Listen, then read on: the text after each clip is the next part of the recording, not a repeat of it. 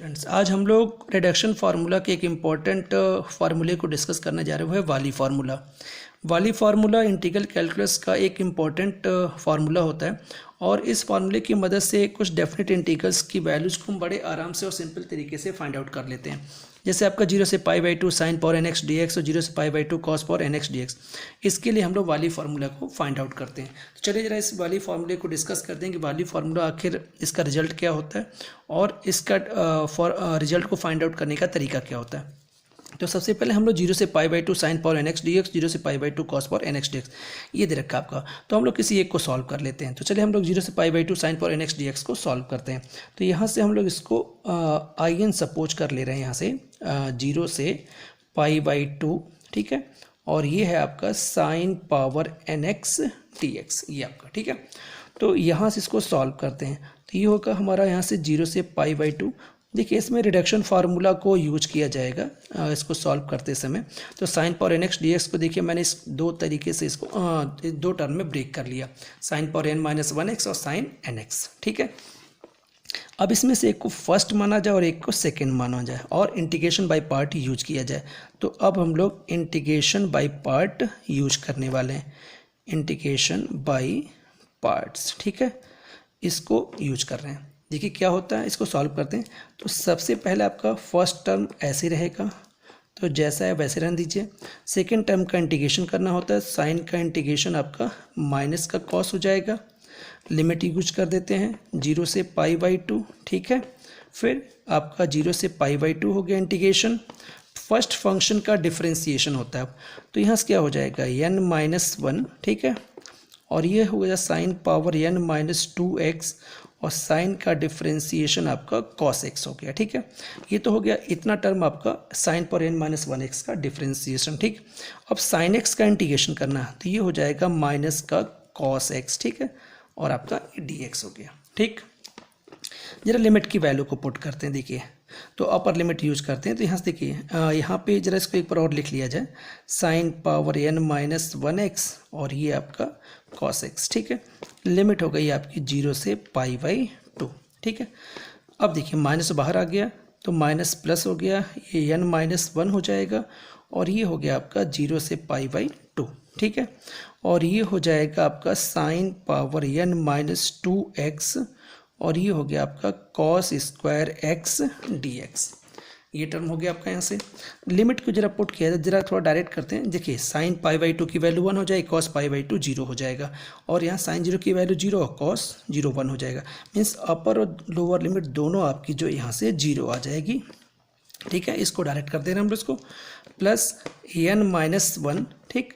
और ये हो जाएगा आपका 0 से π/2 और ये हो गया साइन पावर n-2x और ये हो गया cos स्क्वायर x dx, ठीक।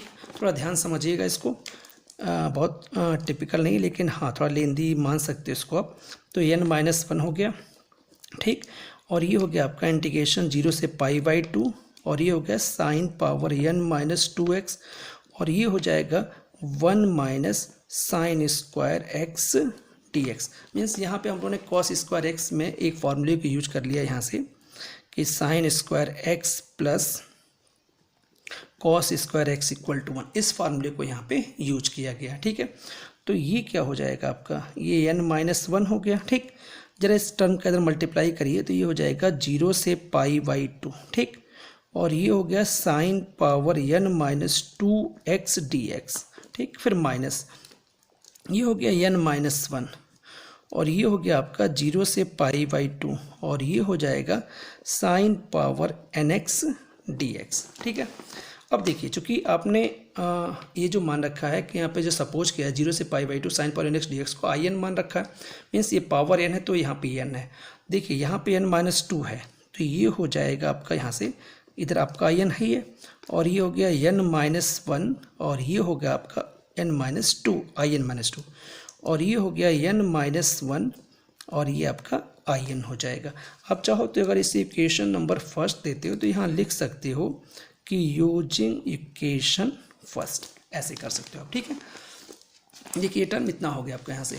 अब जरा इसको और थोड़ा सॉल्व कर लिया जाए यहाँ से, तो देखिए इसको आप लेफ्ट में ले जाइए तो ये हो जाएगा n 1 प्लस ठीक है, और ये n-1 और ये हो गया आपका in is equal to n-1 और ये हो गया आपका in-2, ये हो जाएगा आपका। ठीक है, तो यहाँ से देखा जाए तो अब हम लोग का एक लाइन और लिख लेते हैं इसको, 1 से 1 कैंसिल हो गया, तो आपका जो in है वो आ गया आपका n-1 अपॉन n। ठीक है, ये ध्यान रखिएगा, और ये हो गया आपका in-2। इसे इक्वेशन नंबर आप सेकेंड दे दीजिए। ठीक, यहाँ तक इसको ले आके हम लोग अब रोक लेते हैं, और इसके बाद जो है अब इसको सॉल्व करने के लिए कुछ कंडीशंस को केस के रूप में लेते हैं हम लोग यहाँ पे। ठीक है, तो देखिए हम लोग यहाँ पे एक केस नंबर फर्स्ट लेते हैं।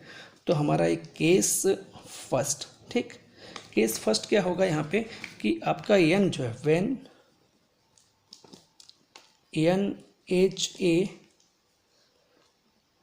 Even positive integer. ठीक है, आप n को एक इवन पॉजिटिव इंटीजर लेके चल रहे हैं, तो इसमें क्या करेंगे आप यहाँ पे पुटिंग, ठीक, n-2, n-4, n-6 और यहाँ पे आपका 4,2। ठीक है, किस में पुट करने वाले हैं, n इक्वेशन सेकंड, और ध्यान रखिएगा सक्सेसिवली इसलिए बोला जाता है क्योंकि एक एक करके वैल्यूज को आप यहाँ पे पुट करने वाले हो। तो देखो जरा यहाँ से पहला आपका in इक्वल टू आया था n-1 अपॉन n। ठीक है, और ये था आपका यहाँ पे in-2 था। ठीक, आप सबसे पहले इसको यूज कर रहे हो, तो यहाँ से क्या हो जाएगा, इसको आप लिखोगे n-3, ठीक है, अपॉन n-2, और ये लिखा जाएगा आपका in-4। ध्यान से देखिएगा, याद रखिएगा, आप इक्वेशन फर्स्ट में जो आपका यहाँ पे in equal to n-1 upon n into n-2 था, तो n-2 की वैल्यू निकालने के लिए आपने इक्वेशन नंबर फर्स्ट में जहाँ जहाँ n था, जैसे आप दोबारा इसको चेक कर लीजिए, जैसे इक्वेशन फर्स्ट में जहाँ पे n है, ये यहाँ पे आपने n-2, तो यहाँ पे भी n-2, यहाँ पे भी n-2 रखेंगे, तो आपको अब ये कुछ ऐसा मिलेगा, आपको ये टर्म मिल जाएगा। ठीक है, यही प्रोसीजर ज़रा एक बार और यूज किया जाए, तो देखिए ये आपका यहाँ से n-2 हो गया। ठीक है, तो यहाँ से जब इसको आप यूज करेंगे तो यहाँ से क्या हो जाएगा, ये हो जाएगा आपका यहाँ से देखिए in-4 हो चुका है। ठीक है, अब जरा इसमें इस वैल्यू को फिर यूज करें, तो यहाँ से क्या हो जाएगा n-5 अपॉन n-4, ठीक, in-6, ये हो जाएगा। ठीक है, अब यही क्रम आपको एक एक करके करना है यहाँ से।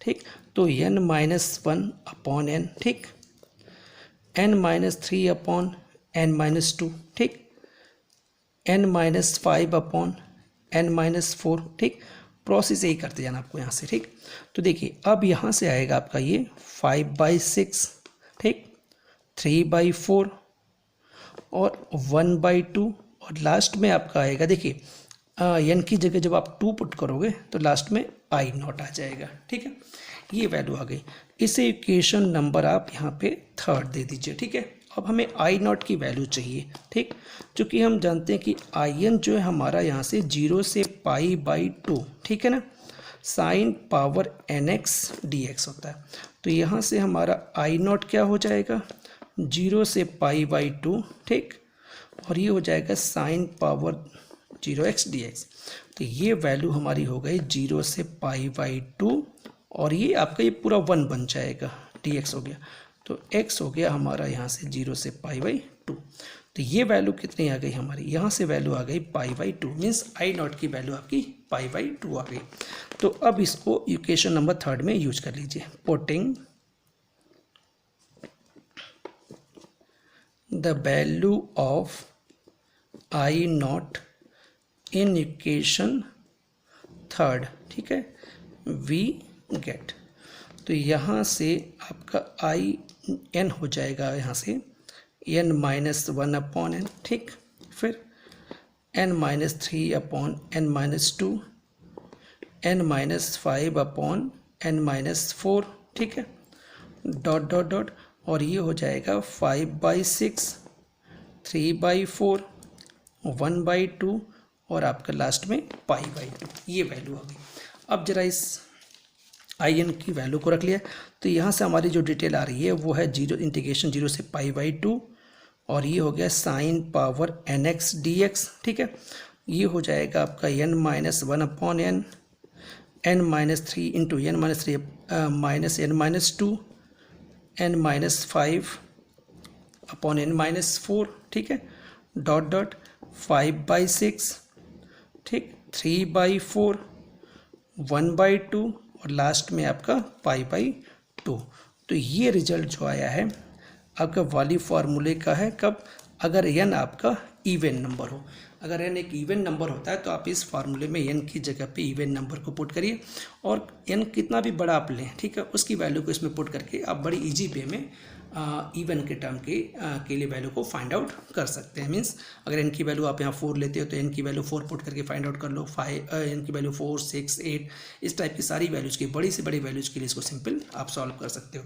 ठीक है, तो इस तरीके से आपने जो है इवन केस को लेके सॉल्व कर लिया। ठीक है, अब जरा यहाँ पे इसी में हम लोग एक अगला केस लेते हैं ऑड का केस। तो यहाँ से हमारा केस सेकंड हो जाएगा यहाँ से कि when n is an odd positive integers. ठीक है, मतलब हमारा एक ऑड पॉजिटिव इंटीजर हो। ठीक, तो इसका मीन्स क्या करेंगे यहाँ पे आप, तो यहाँ पे आपको वही same process putting n-2, n-4, n-6, ठीक है, डॉट डॉट 5, 3 तक लेंगे। ठीक है, 1 इसलिए नहीं लेंगे, अगर वहाँ पे n की जगह 1 पुट करेंगे तो i-1 आ जाएगा। किससे पुट करेंगे आप? In equation second successively. ठीक है, इस तरह से आप इसको पुट करिए। ठीक है, पुट करेंगे तो अब आपका जो हो केस सेकंड का डिस्कशन अब यहाँ से स्टार्ट हो जाएगा। तो केस सेकंड को देखते हैं क्या आता है आपका यहाँ से। तो ये हो जाएगा आपका यहाँ से in इक्वल टू n-1/n। ठीक है, प्रोसीजर वही रहेगा आपका, ये n-3, n-2 और ये n-4 हो जाएगा। ठीक, फिर ऐसे ही इसको आप और आगे बढ़ाइए। ठीक, तो ये n-3, n-2, फिर अगला हो जाएगा आपका n-5, n-4 और ये in-6 हो जाएगा। अगर इसी प्रोसीजर को हम आगे बढ़ाते जाएं तो हमारे पास जो डिटेल आएगी वो n-1/n, n-3/n-2, n-5/n-4 dot dot dot. ठीक है, और ये आएगा आपका यहाँ से इसको हम लिख सकते हैं यहाँ से 6/7, ठीक है, 4/5, 2/3, ठीक है, इनटू आपका जो है ये i1 आ जाएगा। ठीक, इस इक्वेशन नंबर 4 दे दीजिए आप यहाँ पे। ठीक है, ये वैल्यूज़ को हम लोग पुट कर रहे हैं यहाँ पे। तो अब यहाँ से देखिए, अब हमें i1 की वैल्यू चाहिए, i1 की। तो in हमारा 0 से π/2 था और ये साइन पावर nx dx था। तो यहाँ से i1 कितना हो जाएगा आपका यहाँ से, तो ये हो जाएगा 0 से π/2, ठीक है, और ये हो गया आपका साइन x dx। तो इसको आप क्या लिख सकते हो, तो ये हो जाएगा आपका माइनस का cos x, 0 से π/2 हो गया आपका यहाँ से।